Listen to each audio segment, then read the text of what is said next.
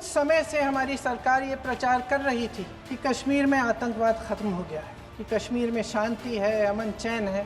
प्रधानमंत्री जी ने खूब भाषण दिए, देशवासियों को कहा कि चलिए कश्मीर चलिए, सैर करिए। कई बार मैंने ये भी देखा मीडिया पर, टीवी पर कि कश्मीर जाइए, ज़मीन खरीदिए, अब वहाँ अमन चैन है, शांति का वातावरण है। जब 1 घंटे के लिए चुन चुन कर भारतीय नागरिकों को मारा जा रहा था, इस पूरे समय उसे एक सुरक्षाकर्मी नहीं दिखा। भारत सरकार ने टीआरएफ को आतंकवादी संगठन का दर्जा कब दिया? 2020 में दिया, 2023 में दिया, 3 साल बाद। 3 सालों के लिए ये आतंकवादी गतिविधियां कर रहे हैं और आप इनको आतंकवादी संगठन तब कहते हैं 2023 में। गृह मंत्री महोदय श्री अमित शाह जी के नाक के नीचे पूरा मणिपुर जल गया, दिल्ली में दंगे हुए, पहलगाम में हमला हुआ और आज भी वे उसी पद पर बैठे हैं। क्यों? ये लोग वहां पे इस सरकार के भरोसे गए और इस सरकार ने उन्हें भगवान भरोसे छोड़ दिया। श्रीमती चर्चा नहीं होगी सर, इत्फल एक बात बता दीजिए। श्रीमती प्रियंका गांधी वाड्रा।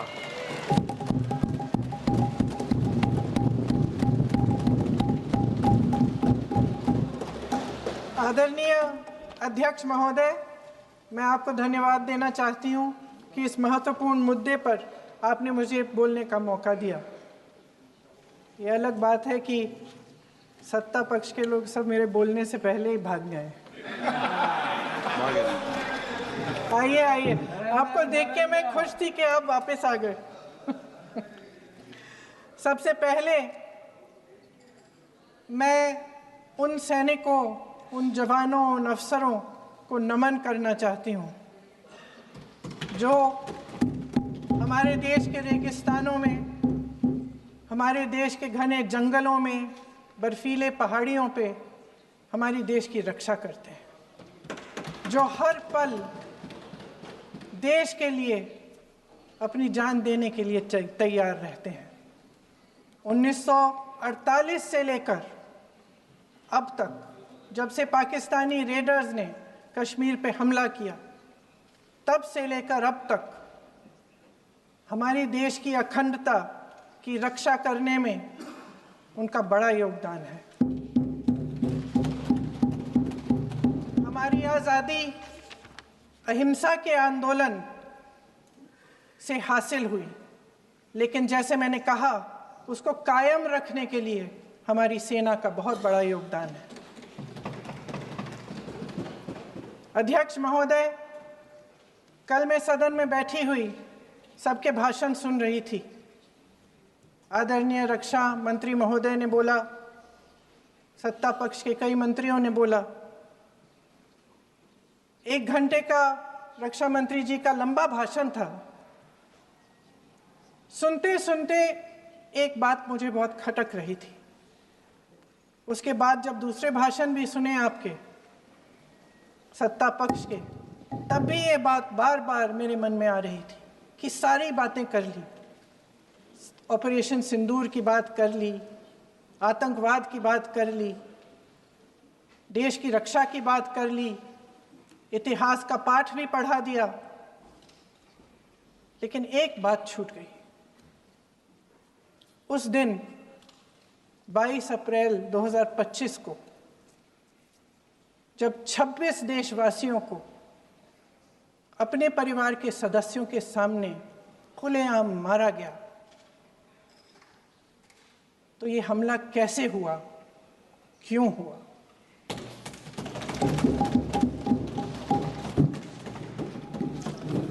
अध्यक्ष महोदय,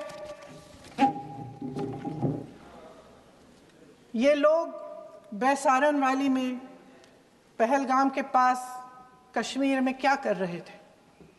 आजकल पब्लिसिटी का दौर है, प्रचार का ज़माना है। कुछ समय से हमारी सरकार ये प्रचार कर रही थी कि कश्मीर में आतंकवाद ख़त्म हो गया है, कि कश्मीर में शांति है, अमन चैन है।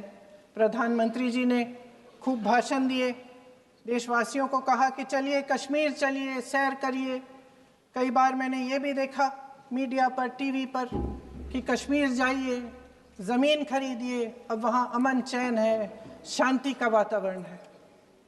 इसी बीच शुभम द्विवेदी, एक कानपुर के नौजवान,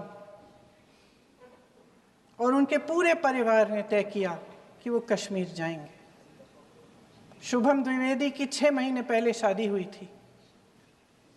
उसकी पत्नी ने कहा कि उनके बीच एक ऐसा रिश्ता था, प्रेम और दोस्ती का ऐसा रिश्ता था कि वो एक दूसरे को बच्चों की तरह हंसाते थे।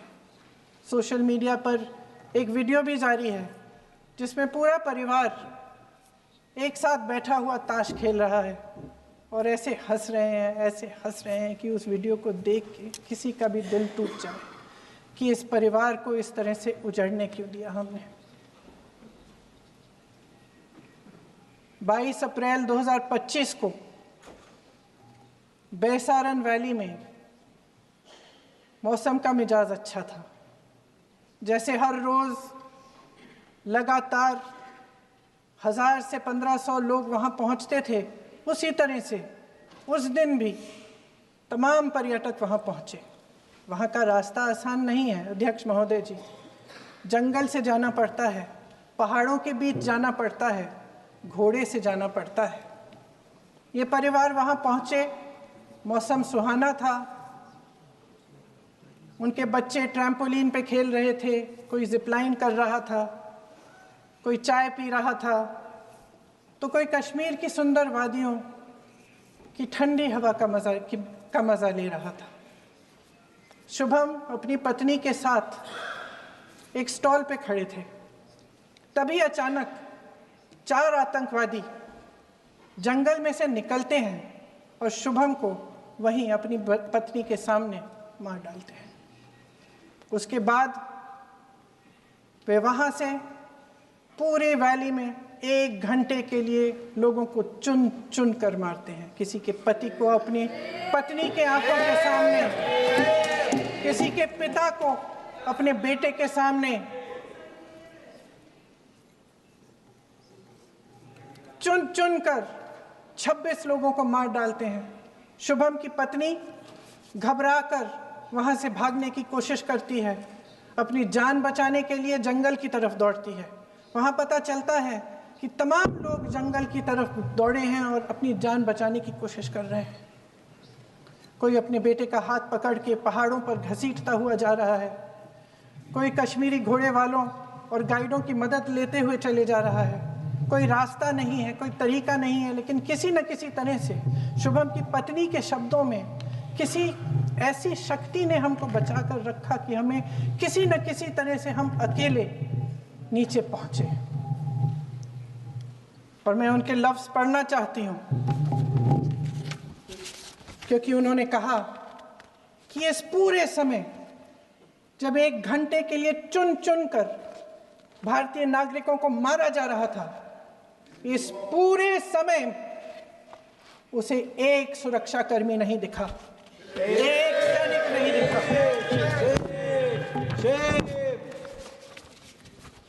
शुभम की पत्नी ने कहा, कोट, मैंने अपनी दुनिया को खत्म होते हुए देखा, अपनी आंखों के सामने एक सिक्योरिटी गार्ड नहीं था।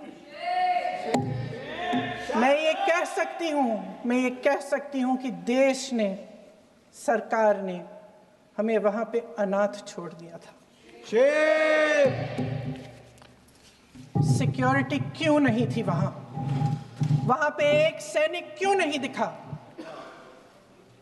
क्या सरकार को मालूम नहीं था कि यहां रोज 1000 से 1500 पर्यटक जाते हैं? क्या सरकार को मालूम नहीं था कि यहाँ के पहुंचने के लिए जंगल के रास्ते से जाना पड़ता है? अगर कुछ हो जाएगा तो लोग वहां से निकल नहीं पाएंगे। एक चिकित्सा का इंतजाम नहीं था, फर्स्ट एड का इंतजाम नहीं था, कोई इंतजाम नहीं था, ना सुरक्षा का ना फर्स्ट एड का। इन लोगों को भगवान भरोसे छोड़ दिया गया। ये लोग वहां पे इस सरकार के भरोसे गए और इस सरकार ने उन्हें भगवान भरोसे छोड़ दिया।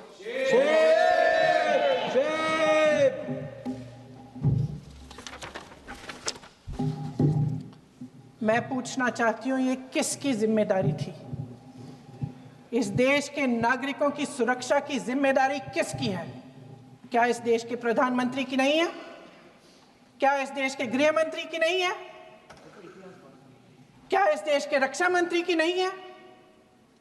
क्या एनएसए की नहीं है? अध्यक्ष महोदय, पहलगाम हमले से सिर्फ 2 हफ्ते पहले हमारे गृह मंत्री महोदय जी कश्मीर गए थे। किस लिए गए थे? जो सुरक्षा की व्यवस्था है इसको देखने के लिए गए थे, इसको रिव्यू करने के लिए गए थे, और उन्होंने वहां कहा कि आतंकवाद पर विजय प्राप्त हुई है। ये 2 हफ्ते पहले है। 3 महीने बाद JNK के गवर्नर साहब एक आम इंटरव्यू में ऐसे ही चलते चलते कह देते हैं कि हाँ, बैसारन वैली में बहुत लापरवाही हुई और इसके लिए मैं जिम्मेदारी लेता हूँ। ऐसे ही चलते चलते, और वो बात होती है, ख़त्म भी वहाँ होती है और वहीं ख़त्म हो जाती है। उनसे जिम्मेदारी ली भी नहीं जाती, कोई सवाल नहीं उठाता, कोई जवाब नहीं देता। ಪರಿಶುದ್ಧ ನಂದಿನಿ ಹಾಲಿನಿಂದ ತಯಾರಿಸಿದ ನೈಜ ನಂದಿನಿ ಐಸ್ ಕ್ರೀಮ್ಸ್। अध्यक्ष महोदय, उस हमले की जिम्मेदारी एक आतंकवादी गुट जिसका नाम TRF है थोड़े दिनों बाद लेती है। कौन है ये TRF? 2019 में ये गुट बना। 2020 में इसने कश्मीर में आतंकवाद का काम शुरू कर दिया, और 2020 अप्रैल 2020 से लेकर 22 अप्रैल 2025 तक इन्होंने 25 आतंकवादी हमले किए। गृह मंत्री महोदय ने जब यूपीए सरकार के समय के आतंकवादी हमले गिने तो लगभग 25 गिनवाए थे अभी अपने भाषण में। इस गुट ने कश्मीर में 25 हमले 2020 और 2025 के अंदर एक पूरी लिस्ट है इन हमलों की। मेरे पास इतना समय नहीं है इसलिए मैं एक एक को नहीं पढ़ना चाहती, लेकिन मैं इतना कहूंगी कि इनमें रियासी का हमला भी था 2024 का, जिसमें 9 लोग मारे गए और 41 लोग घायल हुए। कुल मिलाकर 2020 से लेकर 22 अप्रैल 2025 तक TRF ने 41 सेना और सुरक्षा कर्मियों की हत्या की, 27 सिविलियन की हत्या की और 54 लोगों को घायल किया था। भारत सरकार ने TRF को आतंकवादी संगठन का दर्जा कब दिया? 2020 में दिया, 2021 में दिया, 2022 में दिया, 2023 में दिया। 3 साल बाद, 3 सालों के लिए ये आतंकवादी गतिविधियां कर रहे हैं, और आप इनको आतंकवादी संगठन तब कहते हैं 2023 में? इसकी क्या वजह थी? ये सब सरकार के संज्ञान में था,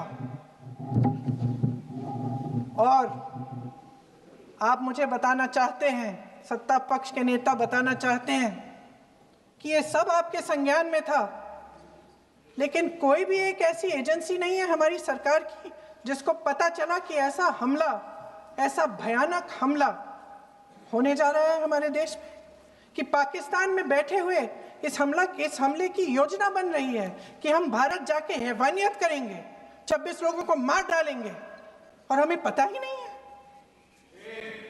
क्या ये हमारी एजेंसियों की विफलता है कि नहीं है? ये बहुत बड़ी विफलता है, एक बहुत बड़ी विफलता है। जानते थे कि ये गुट है, जानते थे कि 5 सालों से ये आतंकवादी हमले कर रहा है, अध्यापकों को मारा, आर्मी के बड़े बड़े अफसरों को मारा, आम जनता को मार डाला, पुलिस वालों को मार डाला, और आप इन पे निगरानी नहीं रख रहे थे। और ये जो एजेंसियां हैं, इनकी जिम्मेदारी कौन लेगा? क्या IB चीफ ने अपना इस्तीफा दिया? क्या किसी ने इस्तीफा दिया? गृह मंत्री जी के कार्य क्षेत्र में आता है इंटेलिजेंस ब्यूरो। क्या गृह मंत्री जी ने इस्तीफा दिया? इस्तीफा छोड़िए, जिम्मेदारी ली।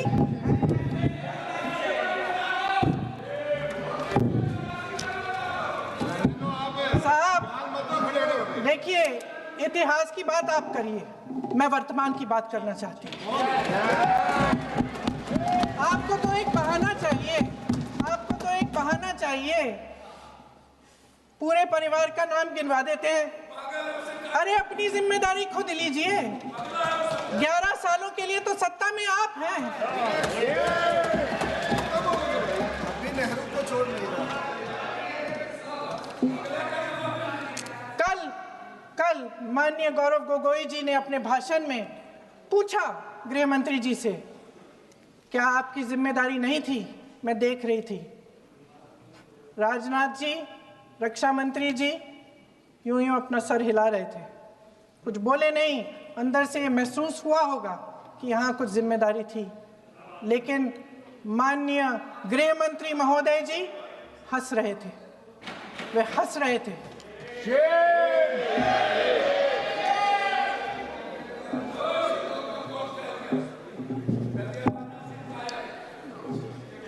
अध्यक्ष महोदय, कल सत्ता पक्ष और आज भी सत्ता पक्ष के नेताओं ने 2008 के मुंबई के हमलों का जिक्र किया, बार बार कहा कि मनमोहन सिंह जी की सरकार ने कुछ नहीं किया।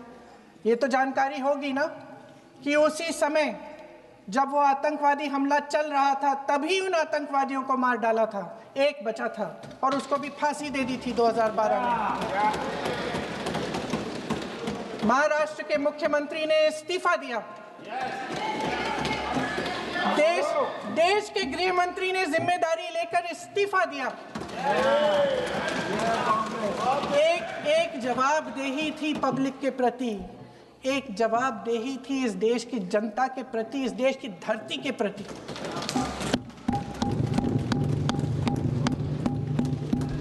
राजनाथ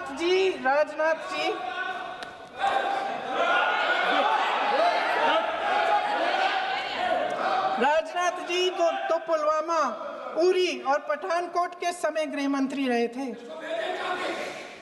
आज वे रक्षा मंत्री हैं और हमारे गृह मंत्री महोदय श्री अमित शाह जी के नाक के नीचे पूरा मणिपुर जल गया, दिल्ली में दंगे हुए, पहलगाम में हमला हुआ और आज भी वे उसी पद पर बैठे हैं। क्यों? अध्यक्ष महोदय, बमबारी से अखबारों के हेडलाइन बनते हैं, मगर कहानी सुरक्षा में की चूक में भी है। आज देश खोखले भाषण नहीं सुनना चाहता, देश जवाब चाहता है, तसल्ली चाहता है कि सच उससे छिपाया नहीं जाएगा। देश जानना चाहता है कि उस दिन अप्रैल 22, 2025 को क्या हुआ और क्यों हुआ। आप तो खुद अपनी पीठ थपथपाने में लगे रहते हैं। सेना, देश, संसद से सच छुपाते हैं। ऑपरेशन सिंदूर जब शुरू हुआ, हम सब ने समर्थन किया, सब एकजुट होकर खड़े हो गए इस देश के लिए। दोबारा होगा, दोबारा खड़े हो जाएंगे। अगर हमारे देश पे हमला होता है तो यहाँ इस सदन में किसी भी पार्टी का हो, कोई भी हो, सब आपका समर्थन करेंगे। और हमें अपनी सेना पर गर्व है कि उन्होंने इस बार भी दृढ़ता से लड़ाई लड़ी, धैर्य से लड़ाई लड़ी, वीरता से लड़ाई लड़ी। लेकिन इस ऑपरेशन का सिंदूर का क्रेडिट, उसका श्रेय तो हमारे प्रधानमंत्री जी चाहते हैं।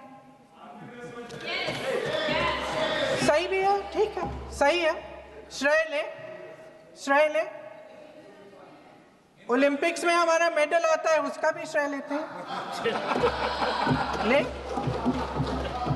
लेकिन सिर्फ श्रेय लेने से नहीं होता नेतृत्व, जिम्मेदारी भी लेनी पड़ती है।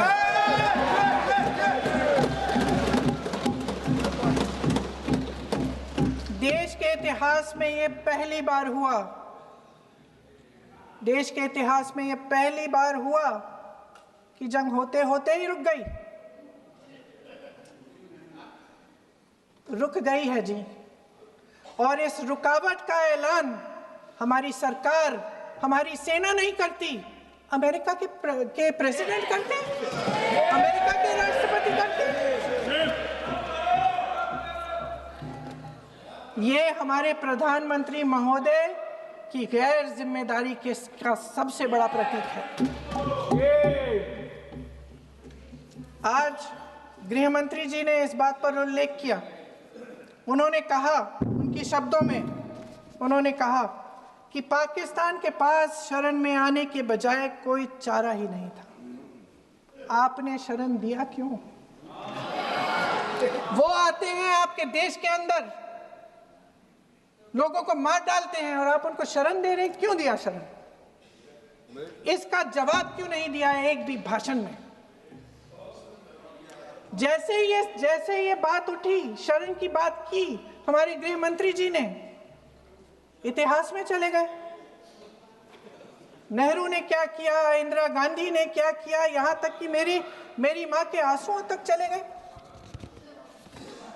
लेकिन इस सवाल का जवाब नहीं दिया कि ये सीज फायर हुआ क्यों, ये जंग रुका क्यों, और तब क्यों रुका जब दुश्मन के पास कोई चारा नहीं था हमारे श्रेय में आने के बजाय। क्यों रुका ये जंग? इसका जवाब नहीं दिया। धन्यवाद। आप देंगे?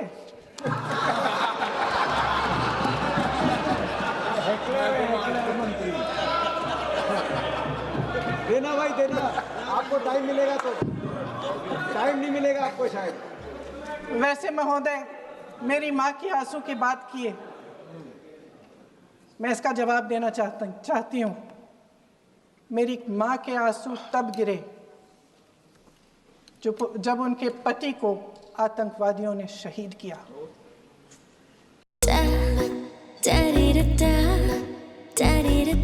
ನನಗೆ ಇಷ್ಟ ನಂದಿನಿ ತುಪ್ಪ, ಶುದ್ಧ ತುಪ್ಪ ಅಂದ್ರೆ ನಂದಿನಿ।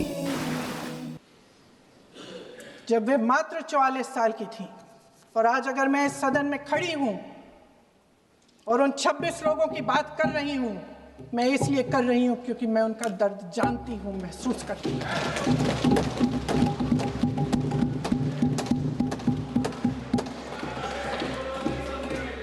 अध्यक्ष महोदय, मैंने कहा कि देश का नेतृत्व सिर्फ उपलब्धियों का श्रेय लेने से मजबूत नहीं होता।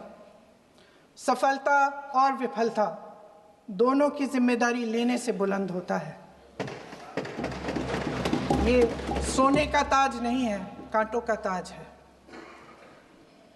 अध्यक्ष महोदय, जब सरकार झूठी और कायर हो तो वे बहादुर से बहादुर सेना के साहस और पराक्रम को भी कमजोर कर देती है। देश को प्रतिशोध के साथ साथ सबके प्राणों की रक्षा का प्रण चाहिए। सेना की शक्ति के साथ सरकार की सच्चाई भी चाहिए। महान देशभक्त शहीद इंदिरा गांधी जी, जिन्होंने सफल कूटनीति के बल पर अमेरिका के राष्ट्रपति निक्सन का मुकाबला करके पाकिस्तान का विभाजन करवाया, बांग्लादेश बनाया, 1 लाख पाकिस्तानी सैनिकों को आत्मसमर्पण करने पर मजबूर किया, उन्होंने कभी इसका श्रेय लेने की कोशिश नहीं की। ऑपरेशन सिंदूर का मकसद अगर पाकिस्तान को सबक सिखाना था तो शायद ये मकसद अभी अधूरा है, क्योंकि हमारी कूटनीति विफल रही है। इसका प्रमाण यही है कि ऑपरेशन सिंदूर के बाद एक पाकिस्तानी जनरल, जिसके हाथ खून से रंगे थे, अमेरिका के राष्ट्रपति के साथ बैठकर लंच खा रहे थे। अगर ऑपरेशन सिंदूर का मकसद आतंकवाद को खत्म करने का था तो पाकिस्तान को संयुक्त राष्ट्र के आतंकवाद विरोधी समिति का अध्यक्ष चुने जाने से इस मकसद को धक्का लगा है। इसकी जिम्मेदारी कौन लेगा? क्या हमारे प्रधानमंत्री लेंगे? क्या उनमें ये हिम्मत है? नहीं है।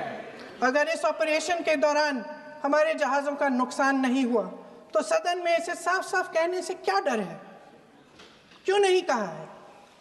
कल भी रक्षा मंत्री जी ने कहा कि हमारे इंफ्रास्ट्रक्चर का नुकसान नहीं हुआ, तो जहाज़ों के बारे में भी बता दें, साफ साफ बता दें, क्या हर्ज है, सच्चाई तो है।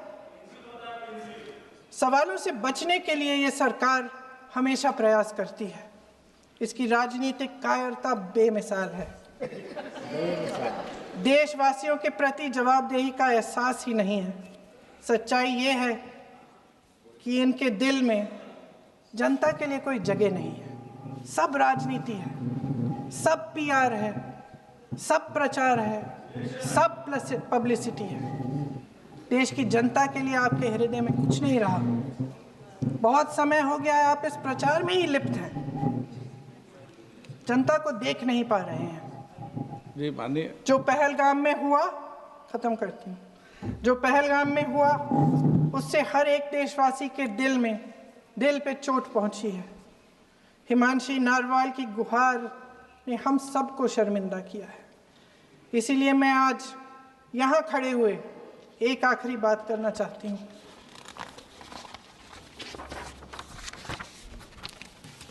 इस सदन में लगभग सभी के पास सुरक्षा है, सुरक्षा की व्यवस्था है। हम जहां भी जाते हैं हमारे साथ सुरक्षा कर्मी आते हैं। आपको भी मिल जाएगी, आप मंत्री बन जाएंगे, आपको भी मिल जाएगी। मैं मजाक की बात नहीं कर रही हूँ, थोड़ा सा धैर्य रखिए।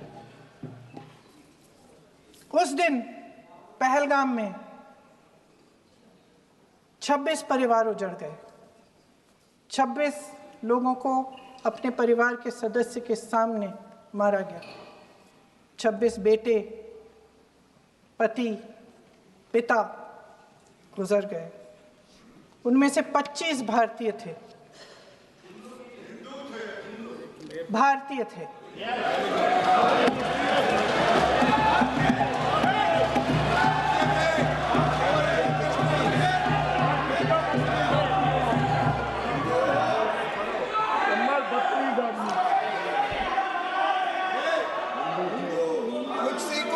जितने भी लोग बैसारन वैली में थे और जो 25 भारतीय मारे गए, उनके लिए कोई सुरक्षा नहीं थी, कोई सुरक्षा नहीं थी।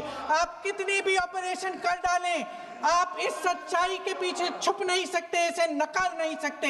आपने उनको सुरक्षित नहीं किया। कोई शर्म नहीं है, कोई शर्म नहीं है, कोई शर्म नहीं है और ना कभी होगी। सुन लीजिए, सुबह भी मैं शिव मंत्र बोल के आई हूं। इनको क्या पता शिव मंत्र क्या है? कुर्सी मंत्र इनका। खत्म कर लूं अपना भाषण। कुर्सी मंत्र। मैं एक बार उन 25 भारतीयों के चलिए चुप रही। मैं एक बार उन 25 भारतीयों के नाम इस सदन में पढ़ना चाहती हूं, ताकि यहां बैठे हर सदस्य को यह एहसास हो कि वे भी हमारी तरह इंसान थे, किसी राजनीतिक बिसात के मोहरे नहीं थे। वे भी इस देश के बेटे थे, वे भी इस देश के शहीद हैं। उनके परिजनों के प्रति हम सब की जवाबदेही बनती है। उन्हें सच्चाई जानने का हक है। समीर गुहा भारतीय, बिट्टन अधिकारी, मनीष रंजन, हेमंत सुहास जोशी, विनय नारवाल, सुशील नथनियल, अतुल श्रीकांत मोने, सैयद आदिल हुसैन शाह, चंद्वानी, रामचंद्रन, संजय लक्ष्मण लेले, दिनेश अग्रवाल, दिलीप दिल से, कुमार सतपति, JS चंद्रमौली। अब बोलिए, अब आराम से। JS चंद्रमौली, यतीश परमार, S मधुसूदन राव, सदस्य नारेबाजी का सदन नहीं है। शैलेश कलाटिया, ये तरीका ठीक नहीं है आपका। मंजुनाथ राव, कौस्तभ गणबोटे, शुभम द्विवेदी, जय हिंद।